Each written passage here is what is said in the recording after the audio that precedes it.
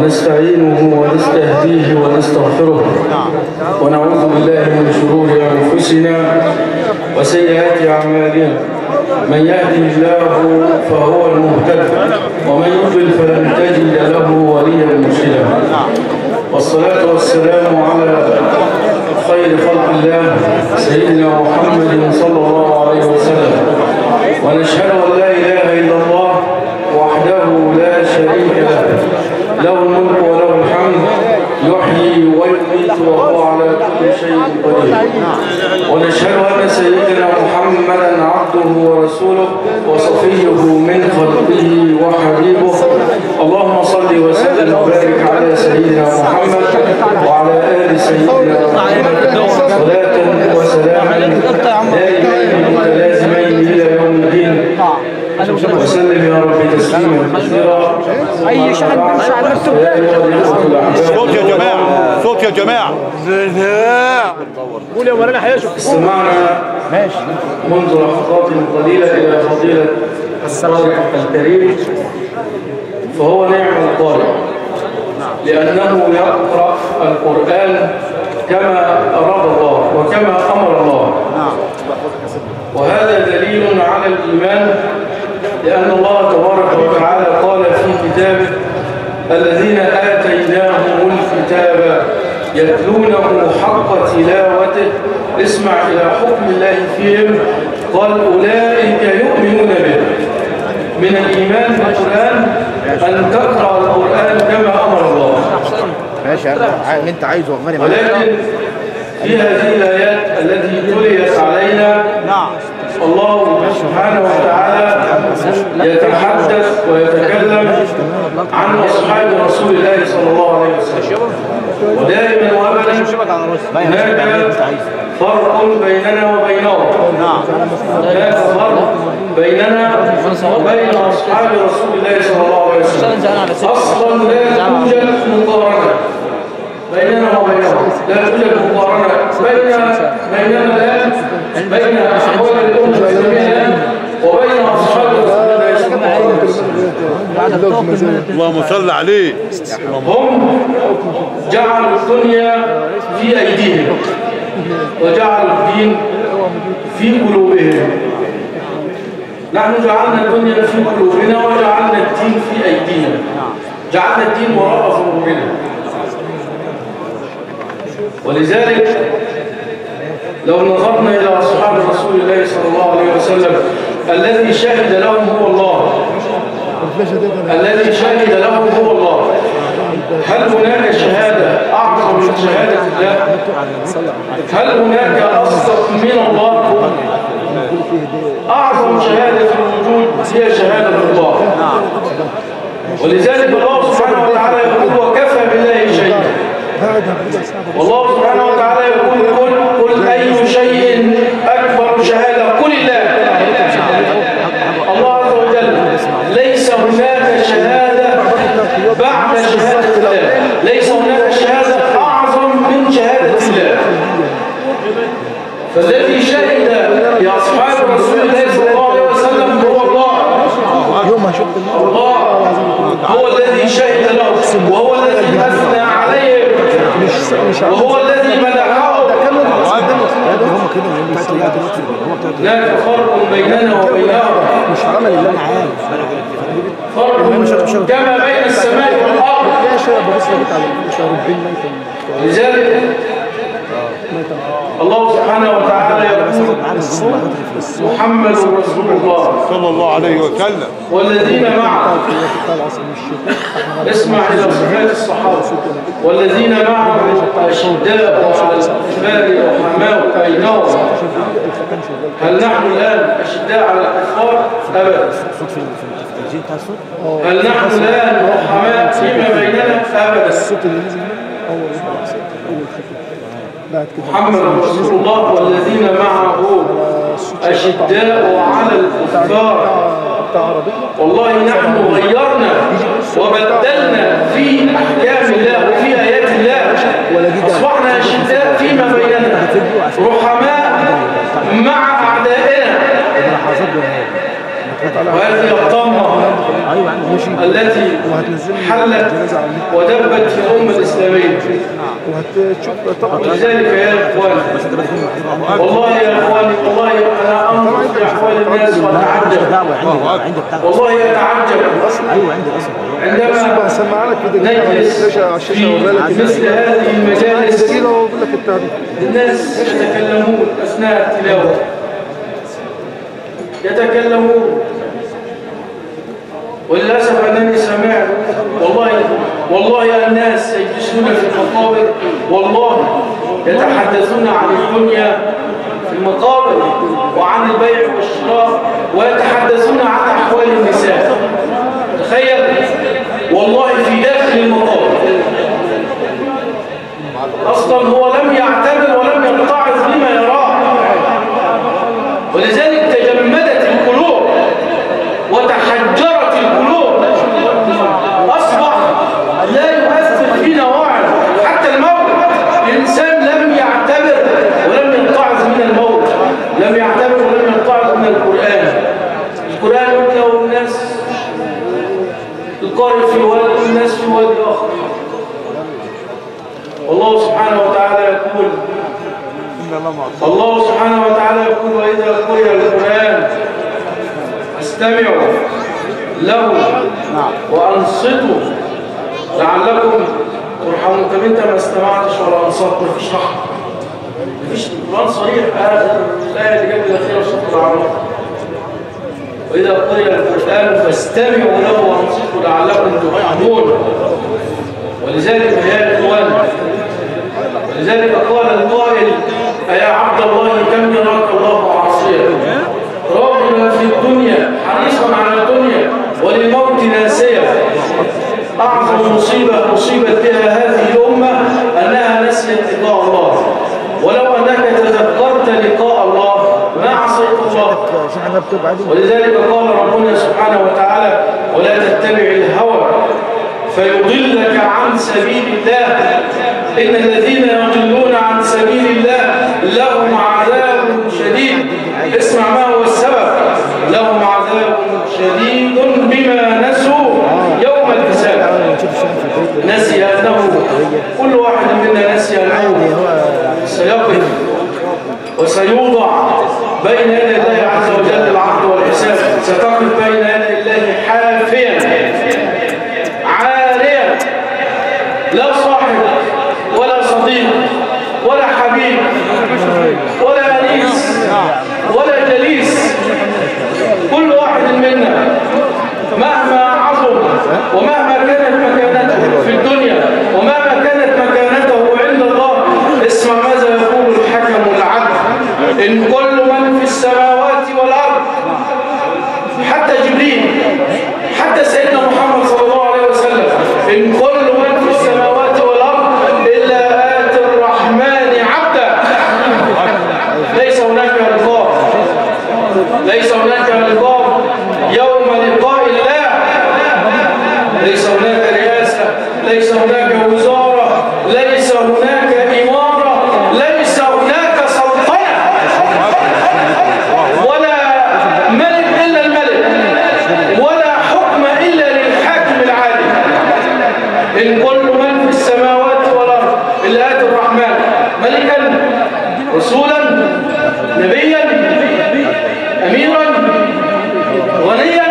لا، إن كل من في السماوات والأرض إلا آتي الرحمن عبدا. الجميع عبيد، لأنهم أمام الملك، لأنهم أمام الحكم العدل. إن كل من في السماوات والأرض إلا آتي الرحمن عبدا. لقد أحصاهم وعدهم عدا. أحصاهم الله، عدهم الله منذ أن خلق الله آدم إلى أن يرث الله ويرضى من عليها. لقد أحصاهم وعدهم عدا، وكلهم آتيه يوم القيامة فردا. كل واحد منا يأتي وحيدا فريدا أمام الملك. من أول لحظة، من أول ما تخرج من بيته، سل نفسك: الميت عندما يموت أين ماله؟ أين جاهه؟ أين سلطانه؟ أين أولاده؟ أين أحباؤه؟ أين وأين؟ ولذلك يا إخواني ورد أن القبر يقول للإنسان، القبر يقول للإنسان يا ابن آدم كنت تفرح على ظهري فسوف تحزن في بطني، كنت تضحك على ظهري فسوف تبكي في بطني، كنت تأكل الأموال على ظهري فسوف تأكلك الديدان في بطني. هذه الحقيقة. ولذلك أيها المسلم انتبه، كل شيء فيك يوزع، والله كل شيء فيك يقسم، حتى جسمك، حتى لحمك، حتى عقلك. تخيل الإنسان عندما يموت أول شيء يقسم في الإنسان هو الروح. الروح تخرج إلى خالقها وإلى بارئها. ثم ماذا؟ مالك يقسم، أراضيك تقسم، دورك تقسم، ثم ماذا؟ توضع في التراب. أنا أقسم وأنا في التراب، نعم أقسم وأنا في التراب. جسمي يأكله الدود، عظمي يأكله التراب. إذا ما الذي بقي لي؟ لم يبق لي إلا العمل، إن كان صالحا فخير، وإن كان سيئا فلا تلومن أحدا إلا نفسك. لذلك الله سبحانه وتعالى يقول يا إخواني كل واحد منا هو الذي يحدد مصيره في الجنة أو في النار. هو الذي الله سبحانه وتعالى قال عن أهل النار وما ظلمهم الله ولكن كانوا أنفسهم يظلمون. والله سبحانه وتعالى قال ولا يظلم ربك أحدا فمن دخل النار فلا يلومن أحدا إلا نفسه. الله سبحانه وتعالى يقول في الحديث الصحيح يا عباد إنما هذه أعمالكم أحصيها لكم ثم أوفيكم إياها فمن وجد خيرا ليحمد الله ومن وجد غير ذلك فلا يلومن إلا نفسه. لا تلومن أحدا إلا نفسك. الله عز وجل لا يظلم أحدا. ولذلك الرسول صلى الله عليه وسلم قال وبين قال ما من عبد ولا أمة إلا وله ثلاثة أخلة لك أصدقاء ثلاثة. الرسول عليه الصلاة والسلام يقول الخليل يقول الصديق الأول يقول أنا معك. الله أكبر الله أكبر أنا معك. فإذا أتيت باب الملك تركته. الآن عند القبر هل رأيتم على مر التاريخ أن امرأة قالت سأنزل مع زوجي في القبر؟ هل يبيت أحد مع أبيه أو أمه في قبره ولو لليلة؟ أبدا. هنا لابد أن يترك الخليل خليلا وأن يترك الحبيب حبيبا. هنا في هذا المكان هل يدخل أحد مع الميت مهما كانت المحبة ومهما كانت المعزة ومهما كانت الصداقة؟ لا يدخل. رغم أن في الجميع نزلت من بطن أمك وحيدا فريدا وستلقى ربك كذلك. ستعود إلى ربك كما نزلت من بطن أمك. نزلت حافيا عاليا وحيدا فريدا وستعود إلى ربك حافيا وعاليا وحيدا فريدا.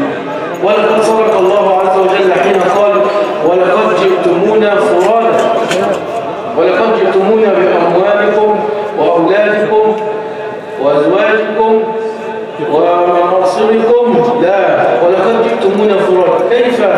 كيف نزلت من بطن أمك؟ هل كان معك مال؟ هل كان معك جاه؟ هل كان معك سلطان؟ هل كان معك ولد؟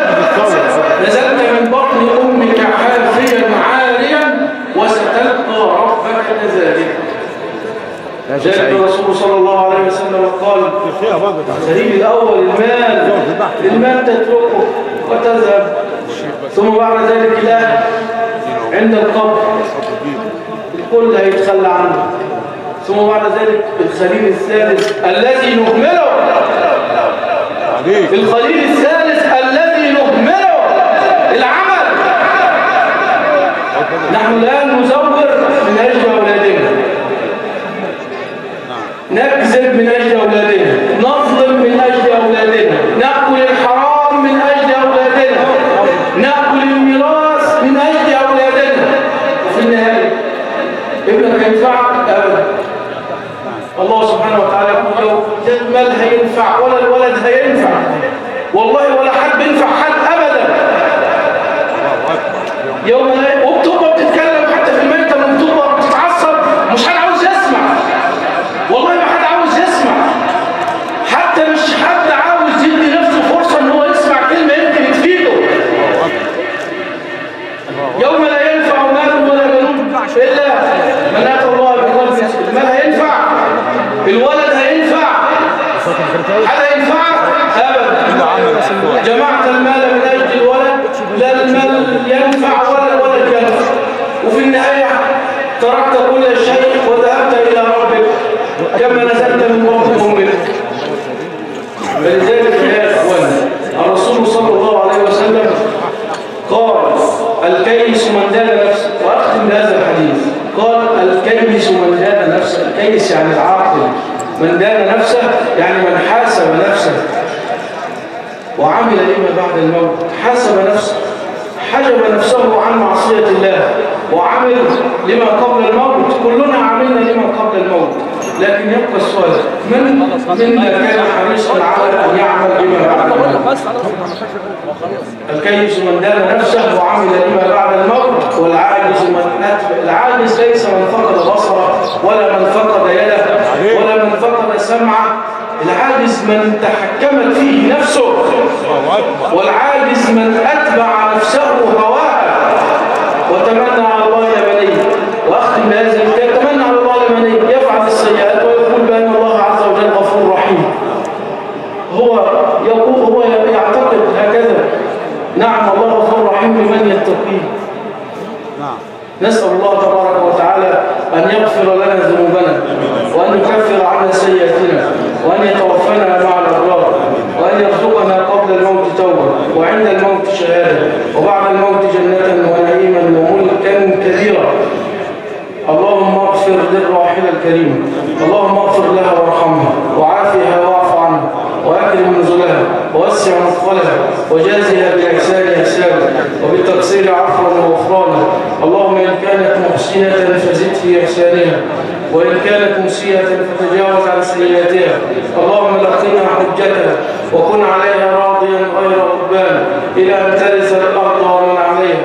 اللهم ارحمها فإنك بها راحم، لا تعذبها فأنت عليها قادر. اللهم ارحمها فإنك بها راحم، لا تعذبها فأنت عليها قادر.